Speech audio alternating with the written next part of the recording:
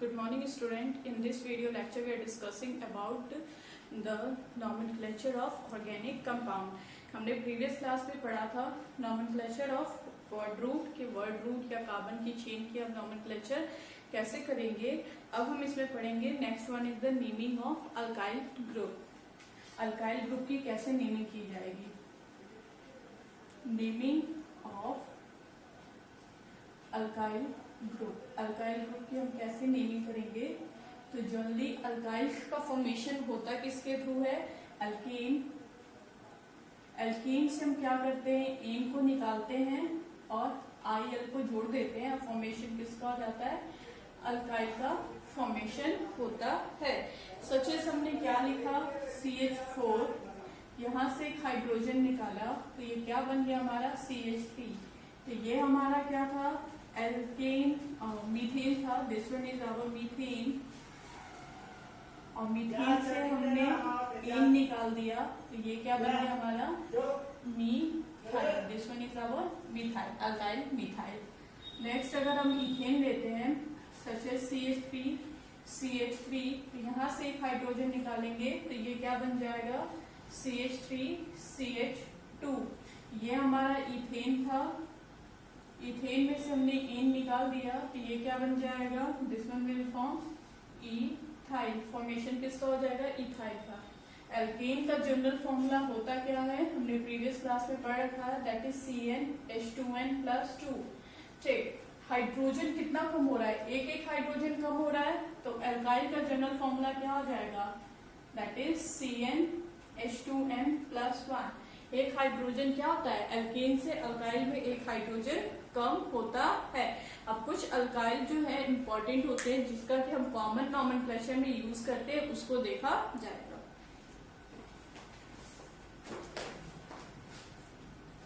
सच as isopropyl.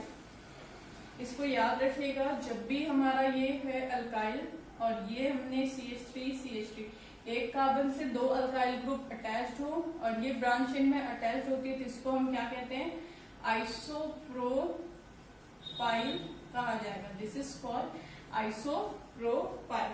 अगर ये इस फॉर्म में रहता है that is CH3 CH2 and CH और ये हमारा CH3 then it is called sec. इसको हम सेकेंडरी कहते हैं क्योंकि इस कार्बन से कितने कार्बन अटैच्ड है, 1 2 दो कार्बन अटैच्ड है तो सेकेंडरी.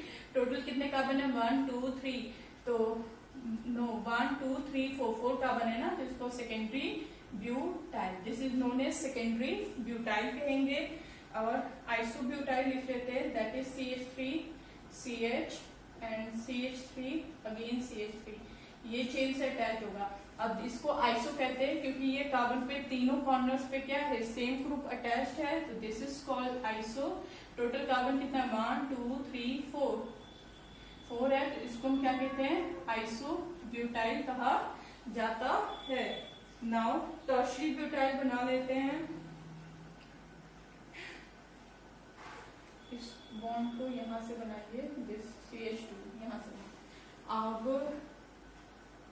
3 1 4 6 इस कार्बन से 1 2 3 तीन कार्बन है ना, इससे इस कार्बन से देखो, इस कार्बन से जब भी हमारा सेकेंड लास्ट जो कार्बन अटैच्ड है उसके सेकेंड कार्बन पे दो मिथाइल ग्रुप अटैच्ड होता है तो इसको क्या कहा जाता है, आइसो.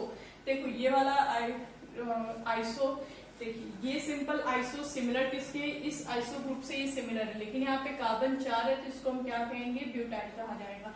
अब टर्शियरी ब्यूटाइल बनाना है तो बनाते हैं CH3 और ये कार्बन हो जाएगा और ये क्या हो जाएगा CH3 एंड ये भी क्या हो जाएगा CH3 और ये ब्रांच से अटैच होगा. तब इसको हम क्या कहते हैं, टर्शियरी ब्यूटाइल. इसको हम टर्शियरी ब्यूटाइल करते हैं. एक हमें और बनाना है that is neopentyl. Neopentyl draw कर लेते हैं CH3 CH3 and CH3 and CH2 ये अटैच होगा तो इसको हम नियोपेंटाइल. देखिए अब इसको हम कैसे एक्सप्लेन कर सकते हैं. इसको हम कैसे एक्सप्लेन करेंगे। अब देखो कार्बन कितना है, 1 2 3 कार्बन है, तो ये किसके लिए हो जाएगा, प्रोपाइल के लिए यूज किया जाता है। 3 किसके लिए होता है, प्रो, चूंकि अल्काइल ग्रुप है तो ये क्या हो जाएगा हमारा प्रोपाइल हो जाएगा। एक हाइड्रोजन कम है ना अल्केन से, अगर एक हाइड्रोजन और होता तो हमारा प्रोपेन होता। तो 3 कार्बन के लिए प्रो, एक कार्बन कम है तो आइसो क्यों यूज कर रहे हैं, क्योंकि इस कार्बन पे अटैच जो ये भी CH3 ये भी CH3 रिंग ग्रुप अटैच है, इसीलिए हमने आइसो में सिमिलर ही होता है, तो इसीलिए हम इसको क्या कहते हैं, आइसोप्रोपाइल कहेंगे। नेक्स्ट क्या है, सेकेंडरी ब्यूटाइल। सेकेंडरी ब्यूटाइल क्यों कह रहे हैं इसको, देखो ये कार्बन है, यहाँ पे CH2 ये CH3, 2 कार्बन जुड़ा है ना इस कार्बन से, तो इसीलिए हम इसको सेकेंडरी कहते हैं। अब चूंकि सेकेंडरी कार्बन है, एक कार्बन ये एक ये जुड़ा है, तो ये सेकेंडरी फॉर्म ऑफ ब्यूटाइल क्यों कह रहे हैं, 1 2 3 4 ब्यूटाइल ग्रुप है, या यहाँ पे एक और हाइड्रोजन होता तो ब्यूटेन होता है। 4 कार्बन के लिए ब्यूट, चूंकि अल्काइल ग्रुप है, यहाँ से हाइड्रोजन निकल गया, सिर्फ बॉन्ड है, हाइड्रोजन नहीं है, तो ये हमारा क्या है, ब्यूटाइल है। अब इस केस में क्या है, यहाँ पे कार्बन देखिए कितना है, 1 2 3 4, तो दैट मीन्स ये ब्यूटाइल होगा। लेकिन कौन सा ब्यूटाइल होगा, आइसोब्यूटाइल हो रहा है। क्यों आइसोब्यूटाइल हो रहा है, क्योंकि ये देखिए इस कार्बन से कार्बन अटैच्ड है, और फिर ये जो सेकंड वाला कार्बन है उससे 2 अल्काइल ग्रुप अटैच्ड है जो कि सिमिलर है, CH3 CH3, तो ये हमारा आइसोब्यूटाइल है। अगर हम इसको हटा दें तो सेम ये वाला फंक्शनल ग्रुप फॉर्म हो रहा है, अगर हमने इसको हटा दिया तो जैसा ये दिख रहा है बिल्कुल वैसा ही दिख रहा है ना, तो दिस वन इज आइसो। लेकिन यहाँ पे CH2 एक और कार्बन है, तो ये हमारा ब्यूटाइल हो जाएगा। अगर ये कार्बन नहीं होता तो आइसोप्रोपाइल होता। क्लियर। टर्शियरी ब्यूटाइल कब होगा, जब एक कार्बन से 3 CH3 ग्रुप अटैच होंगे तब ये हो जाएगा टर्शियरी, क्योंकि ये कार्बन कौन सा है, टर्शियरी कार्बन है। चूंकि ये टर्शियरी कार्बन है और चूंकि 4 ग्रुप है, 1 2 3 4 कार्बन है, तो ये क्या हो जाएगा, ब्यूटाइल। नियोपेंटाइल कब होगा, जब CH3 से टर्शियरी कार्बन अटैच होता है, तो ये CH2 है, इससे क्या अटैच है, टर्शियरी कार्बन, तब इसको हम नियोपेंटाइल कहते हैं। टोटल कार्बन 5 है, 1 2 3 4 5, तो पेंटाइल है। इसको याद रखना जरूरी, ये जो 5 है ये बहुत ही हमारे काम आएगा जब भी हम एपिक नेम लिखेंगे, एज वेल एज जब हम कॉमन नेम लिखते हैं तो ज्यादातर ये सब कॉमन नेम में इसको यूज किया जाता है। चलिए अब कुछ टर्म्स लिखते हैं फॉर द नॉमेनक्लेचर के लिए। हाइड्रोकार्बन का लिखना स्टार्ट करते हैं, नॉमेनक्लेचर कैसे करेंगे। तो चलो हम बेसिक टर्म लिखते हैं। Comma and comma is used, comma is used between numbers। Numbers के बीच में अगर हमें नंबर लिखना है तो हम क्या यूज करते हैं, कॉमा यूज करते हैं। Hyphen is hyphen that is dash, hyphen is used between number and alphabet,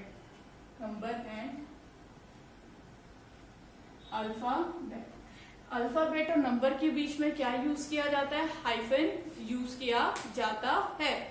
और नंबर के बीच में हम कॉमा यूज करते हैं, उसके बाद क्या हो जाएगा, no gap is put between, no gap is present between alkyl group. Alkyl की जब नॉमेनक्लेचर करते हैं हाइड्रोकार्बन की, तो हम उसमें कोई भी गैप नहीं देते हैं। अल्काइल ग्रुप और सब्स्टिट्यूएंट अल्फाबेटिकली चलिए इतना रन देते हैं, उसमें हम अल्काइल ग्रुप में हम कोई भी गैप नहीं देते हैं। While writing the name of alkyl group, while writing the name of alkyl group या फिर सब्स्टिट्यूएंट, या फिर हम क्या कर सकते हैं, सब्स्टिट्यूएंट अल्फाबेटिकली देयर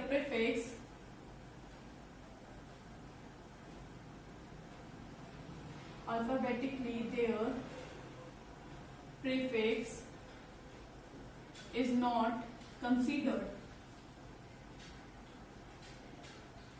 ठीक है, उनके प्रीफिक्स को हम कंसीडर नहीं करते हैं। जैसे कि एग्जांपल हम ले लें 1 2 3 4 5 6 7,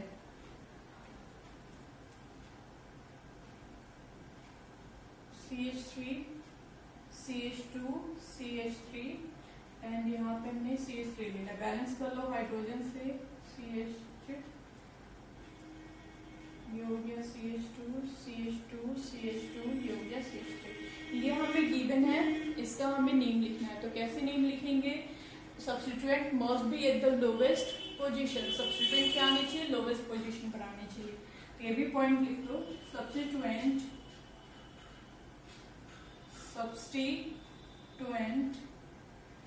सबसे पहले हम कार्बन की लॉन्गेस्ट चेन, सबसे पहले हम कार्बन की लॉन्गेस्ट चेन सेलेक्ट करेंगे। Select the longest chain, select the longest chain of carbon skeleton,